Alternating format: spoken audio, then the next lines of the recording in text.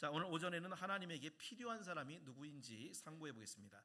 우리 가정에는 수많은 물건들이 있죠. 우리 가정에 있는 물건들이 여러분이 처음에 그 물건들을 이제 필요해서 구입했을 겁니다. 다 구입하거나 마련한 거죠. 그런데 시간이 지나면서 어떤 물건은 계속 필요해서 가지고 있지만 어떤 물건은 이제 필요가 없어서 버리거나 이렇게 처분을 하는 경우가 있습니다.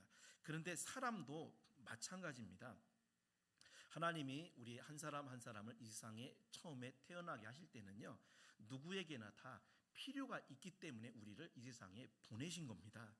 그런데 문제는 시간이 지나면서 사람들이 이 세상에 누군가에게 필요한 존재로 계속 살아가는 사람이 있고요, 반대로 필요가 없는 사람, 불필요한 존재로 사는 사람, 이렇게 나눠지게 된다는 겁니다. 강도나 살인자, 범죄자 같은 경우에는 어떻게 보면 불필요한 거잖아요. 자, 이 시간 우리 자신을 생각해 보면서 여러분은 과연 나는 이 세상에 필요한 존재인지 아니면 필요가 없는 사람인지를 한번 생각해 보셨으면 좋겠습니다. 특별히 우리 믿는 자는 세 가지 면에서 꼭 필요한 자가 되어야 됩니다. 우리 세 가지 교훈들 한번 상고해 보겠습니다. 첫째로, 우리는 하나님의 나라와 교회에 꼭 필요한 사람이 되셔야 됩니다. 디모데후서 4장 11절을 한번 읽어보겠습니다. 시작. 누가만 나와 함께 있느니라. 내가 올 때에 마가를 데리고 오라. 그가 나의 일에 유익하니라. 아멘. 마가는 우리가 잘 아시는 대로 마가복음을 기록한 마가복음의 저자입니다. 마가는 성경을 기록할 정도로 훌륭한 그런 신앙인이었지만 젊은 시절에 이 마가는 그렇지 못했습니다. 사도 바울과 바나바와 함께 선교 여행을 다니는 중에 선교가 너무 힘든 거예요. 도중에 포기하고 집으로 돌아가 버립니다. 그러니까 철없는 부잣집 도련님이었죠. 사도행전 15장 39절에 보면 마가가 도중에 돌아간 것 때문에 바울과 바나바가 크게 다투고요, 서로 갈라지게 됩니다. 바울은 마가가 필요 없다, 바나바는 아니다, 마가가 필요하다.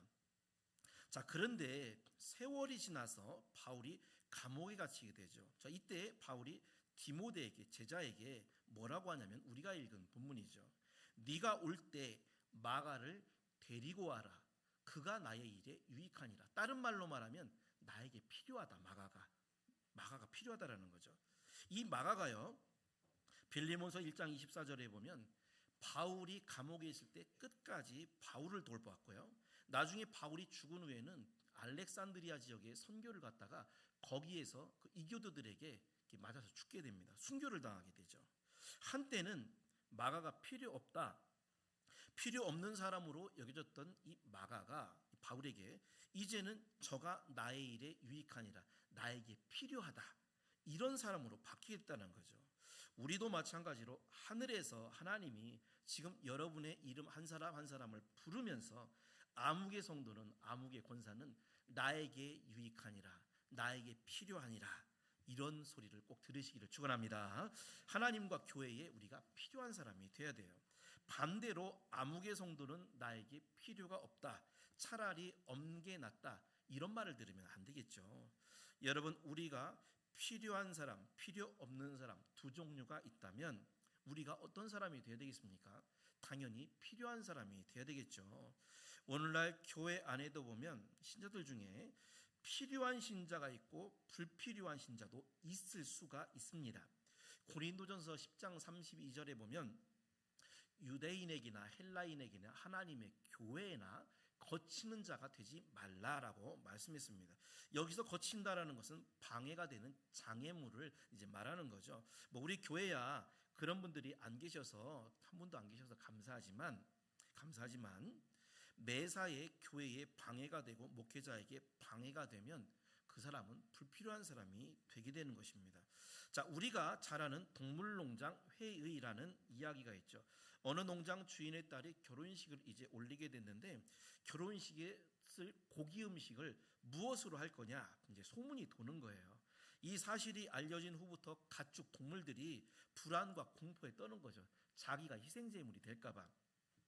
동물들이 이제 회의를 열어서 이 농장에서 주인에게 가장 필요가 없는 존재가 희생제물이 되자, 그러니까 잔치 음식이 되자, 이렇게 결정을 했습니다. 자, 먼저 황소가 나섰습니다. 나는 주인님의 농사를 짓는데 기여하고 있으니 필요하다. 맞죠? 이번엔 개가 말했습니다. 도둑을 누가 막냐? 도둑이 오면 짖어서 도둑을 쫓아내는 것이 나다. 그러니 나는 필요하다. 고양이가 큰 목소리로 외쳤습니다. 나는 곡식을 훔쳐먹는 쥐를 잡으니 나도 필요하다. 이번엔 닭이 꺾이오 하고 또 자랑합니다. 주인에게 새벽을 알리고 아침 식탁에 달걀을 제공하는 자가 누구냐? 나다. 나도 필요하다. 그런데 한 동물만 한마디도 못한 채 고개를 떨구고 눈물을 흘리고 있었다는 거죠. 누구일까요? 돼지죠, 돼지. 아무 일도 하지 않은 돼지. 자, 그런데 여러분, 이거는 일을 하는 것과 안 하는 것으로 어떻게 보면 필요와 불필요를 가르는 것, 나누는 것은 세상의 기준입니다. 저는 좀 다르게 생각해요. 여기서 동물 농장은 오늘날 교회죠. 그리고 동물들은 우리 교회 신자라고 비유를 해볼 수 있습니다. 그런데 비록 돼지가 다른 동물들처럼 아무 일을 하지 않았다고 해서 그러면 돼지가 정말 불필요한 존재냐? 그렇지 않다라는 겁니다. 제가 목회를 20년 하면서 깨달은 게 있는데요. 목회를 하면서 정말 고마운 성도들이 있어요. 정말 고마운 성도들. 물론 교회에 열심히 봉사하고 충성하는 성도들은 기본적으로 무조건 고맙습니다. 귀하죠. 그런데 목회를 하면서 정말 고마운 성도가 누구냐? 그러니까 하나님이 주신 감동 같아요, 저는. 그건 바로 교회에서 대단한 봉사를 하지 못했더라도 주일이 되면 어김없이 성전에 나와서 자기의 자리, 예배 자리를 지키는 분들이 목회자 입장에서는 가장 고맙더라라는 것입니다. 동물농장 이야기처럼 교회라는 농장에서 나는 아무 봉사도 못했으니 나는 교회에 불필요한 것 같아요. 이게 아니라 그저 예배 자리에 앉아서 목회자의 설교를 여러분처럼 들어주시는 것만으로도 저에게는 고마운 성도가 그지없더라라는 것입니다. 요즘같이 분주한 시대에 여러분 예배 자리 나온다는 거 이거 정말 쉽지 않습니다. 온갖 것들이 많이 있잖아요. 세상에 일들이 많죠. 때로는 우리가 몸이 불편할 수도 있고 또 나이를 먹으면서 힘이 없어서 봉사를 못할 수도 있고요. 생활 형편상 교회에 봉사를 못할 수도 있어요. 그러면 그렇다고 해서 내가 교회에 불필요한 존재냐? 절대 그렇지 않다라는 것입니다. 그저 예배 자리를 우리가 잘 지키고 목회자의 설교를 지금처럼 잘 들어주시는 것만으로도 목회자인 저에게는 너무너무나 고맙고 저에게 필요하고 우리 교회에 필요한 것이 바로 이것이다라는 믿으시기를 바랍니다. 여러분, 우리가 이왕에 하나님을 믿고 교회 생활을 하면 바울이 마가에게 그랬듯이 하나님과 목회자에게 또 교회에 저가 나의 일에 유익하니라, 저가 나에게 필요한 사람이니라, 꼭 이런 말을 여러분 꼭 들으시기를 주님의 이름으로 축원합니다. 두 번째, 신자는 세상에서 필요한 사람이 되어야 됩니다. 우리 마태복음 5장 14절을 한번 읽어보겠습니다. 시작. 너희는 세상의 빛이라. 산 위에 있는 동네가 숨겨지지 못할 것이요. 아멘. 오늘날 세상에서 가장 필요한 게 여러분 무엇일까요? 돈도 필요하고 나라는 국방력도 필요하고 구제하는 것도 필요하고 여러 가지가 필요하겠죠. 그런데 영적으로 볼 때 가장 필요한 것은 바로 빛입니다. 빛. 왜냐하면 이 세상은 에베소 6장 12절 말씀처럼 어두운 세상이기 때문에 그런 거죠. 어둡기 때문에 아무리 전등불을 밝혀도 이 세상이 밝혀지지를 않습니다. 영적으로 어두운 이 세상은 참 빛이 되시는 우리 예수님만이 밝혀줄 수가 있는 것입니다. 그런데 빛 대신 예수님이 우리 한 사람 한 사람에게도 너희가 세상의 빛이라고 분명히 말씀했다라는 거죠. 물론 예수님이 빛이시지만 알고 보면 그래서 이 어두운 세상에 필요한 존재가 누구냐면 교회이고 또 우리가 주님을 믿는 신자, 우리 성도님들이 이 세상에 필요한 존재다라는 것입니다. 그러니까 여러분이 빛이에요. 빛. 중요한 것은 내가 빛이 되느냐 안 되느냐는 두 가지로 우리가 알 수 있습니다. 빛의 기능을 보면 알 수 있어요. 하나는 밝혀주는 겁니다. 또 하나는 따뜻하게 해주는 거예요. 우리는 빛이기 때문에 여러분이 가는 곳, 그것이 직장이든 교회든 구역이든 아니면 어떤 모임이든 여러분이 가시면 일단 분위기가 밝아져야 됩니다. 왜냐하면 빛이기 때문에. 그리고 따뜻해져야 됩니다. 이 선한 영향력이라고 그래요.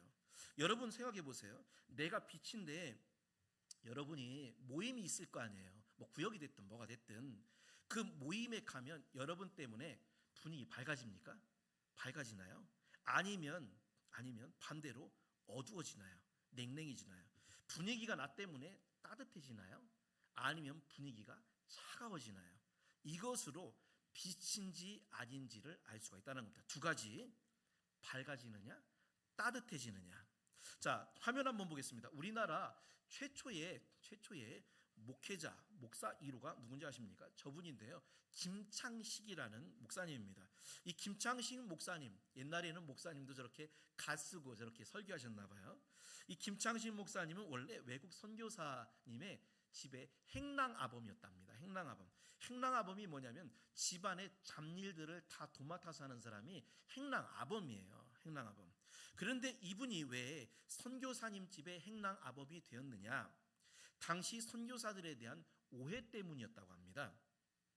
당시 조선 사람들은 외국 선교사들을 볼 때 얼굴이 하얗잖아요. 그러니까 전 서양 귀신이다 이렇게 해가지고 조선 아이들을 데려다가 밥을 많이 먹이고 살을 찌워서 저 서양 귀신들이 잡아먹는다 이런 소문이 있었어요. 어린아이들을 외국으로 팔아넘긴다 이런 소문도 있었고요. 의협심이 강했던 저 김창식이라는 분이 이 소문을 듣고 그 현장을 잡아서 그 서양 귀신들이 사단을 내야겠다 하고서 선교사님 집에 행랑아범으로 취업을 이제 하게 됩니다. 그런데 1년이 지나도 선교사가 어린아이를 잡아먹는 장면도 없고 외국으로 팔아넘기는 낌새가 없는 거예요. 오히려 당신의 양반들은 천민인 자기를 함부로 대하는데 가까이서 본 외국 선교사님들은 아주 자기를 정중하게 따뜻하고 밝게 항상 웃으면서 그렇게 대하더라는 거예요. 또 이 외국 선교사님들이 얼마나 지체가 높은지 당시 왕이었던 고종 황제를 아련하러 가요. 만나고 오는 사람들이에요. 그런데도 그 높은 지체들이 자기를 얼마나 잘 대우해주고 자기를 얼마나 이렇게 함부로 대하지 않는지 이 모습에 감동이 된 겁니다. 결국 2년 만에 외국 선교사를 따라서 세례를 받게 되고요. 나중에 평양 신학교에 들어가서 우리나라 1호 바로 저 목사님 김창식 목사님이 된 것입니다. 여러분 외국 선교사님이 주님의 빛을 행랑아범이었던 저 김창식에게 비춰준 거죠. 항상 밝게 웃고요. 따뜻하게 대해주고요. 빛의 그런 기능을 그대로 한 거잖아요. 자, 여러분 세상을 뒤집는 방법은 혁명으로 뒤집혀지는 것이 아닙니다. 어떤 대단한 일을 했다고 해서 세상이 뒤집혀지는 게 아니에요. 그저 우리 자신이 빛이기 때문에 여러분이 가는 곳마다 우리 성도님들이 가시는 곳마다 여러분이 밝게 그리고 따뜻하게 빛의 역할을 감당하면 그러면 점점점 이 나라도 우리의 가정도 우리 교회도 이 지역도 변화된다라는 것입니다.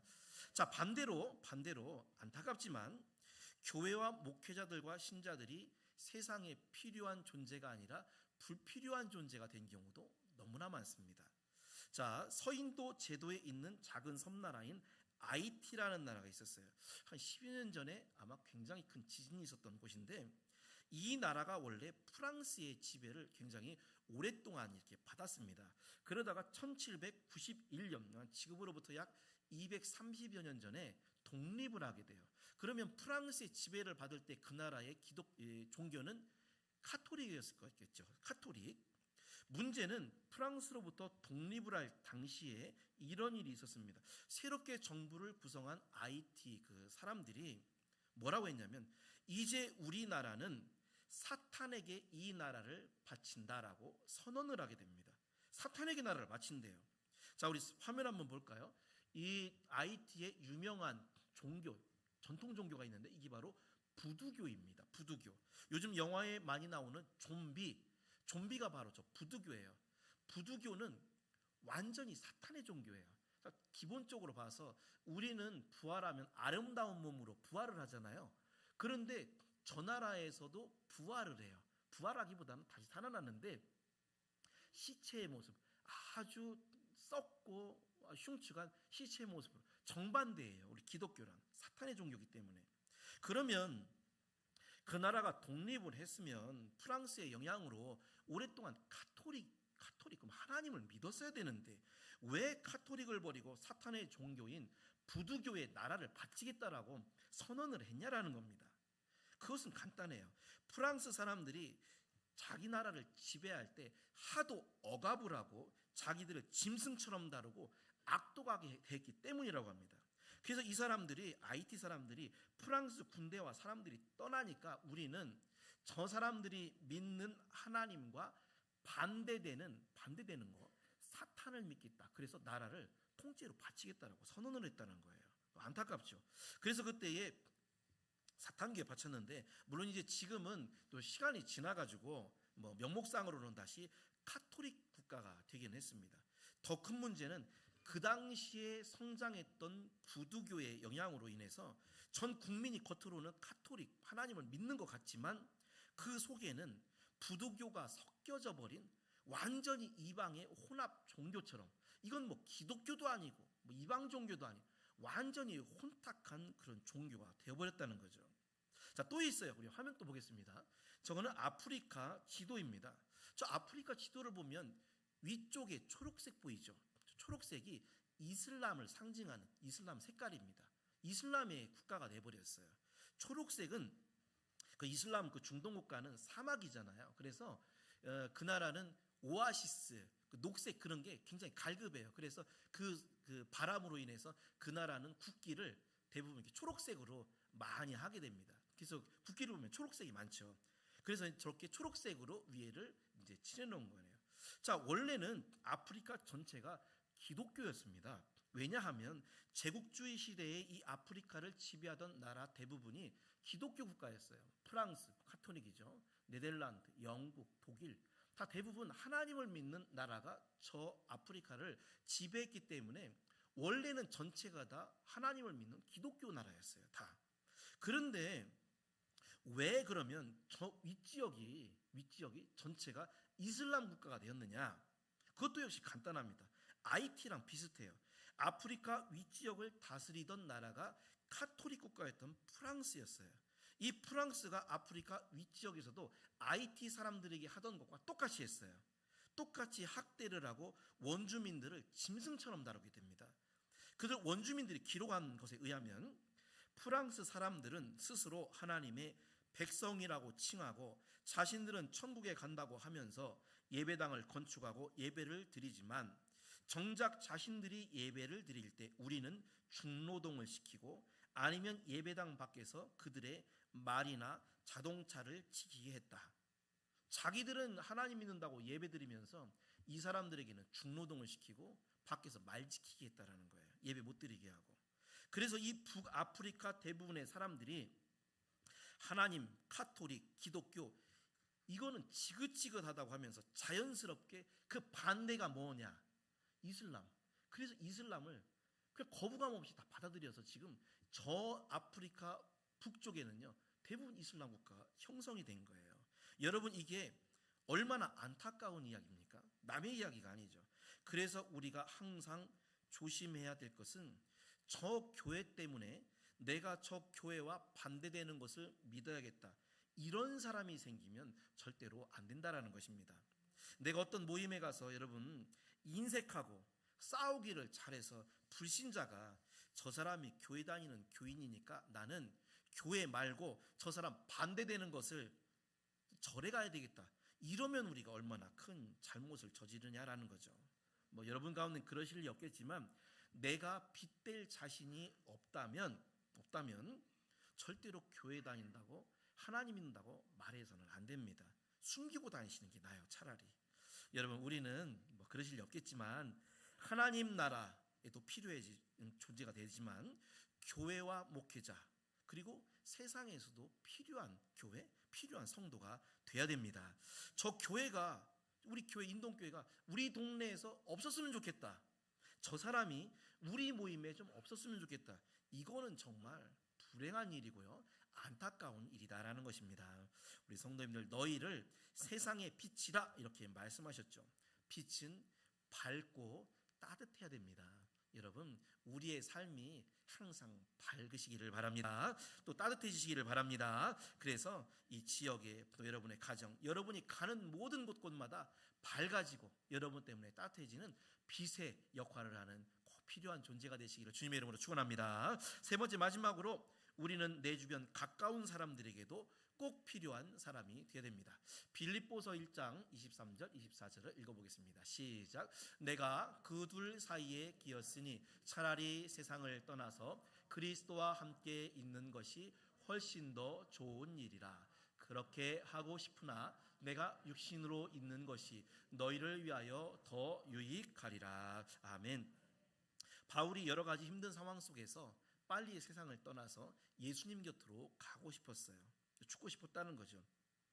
그런데 그러지 못하는 이유가 있는데 그것이 뭐냐면 바울이 살아있는 자체가 빌립보 교인들에게는 더 유익이었기 때문에 그렇습니다.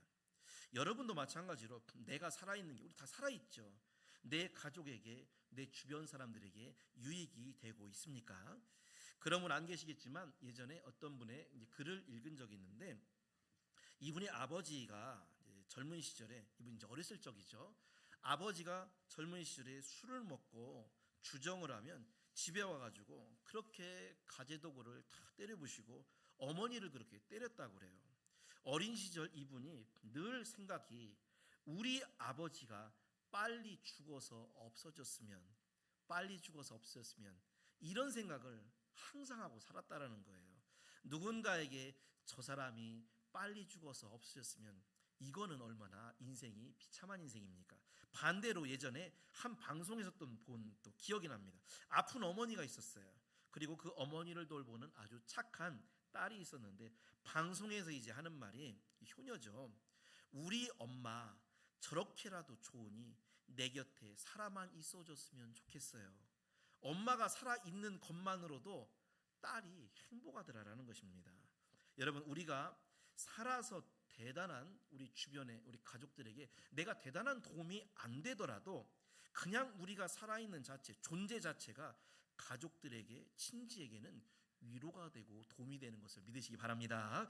이순신 장군이 난중일기에 쓴 그런 내용이 있어요. 임진왜란 당시에 막내 아들 면이 일본군과 싸우다가 전사를 하게 되죠. 이때 막내 아들의 죽은 소식을 들은 이순신이 그날 일기에 쓴 글입니다. 제가 한번 읽어드리겠습니다.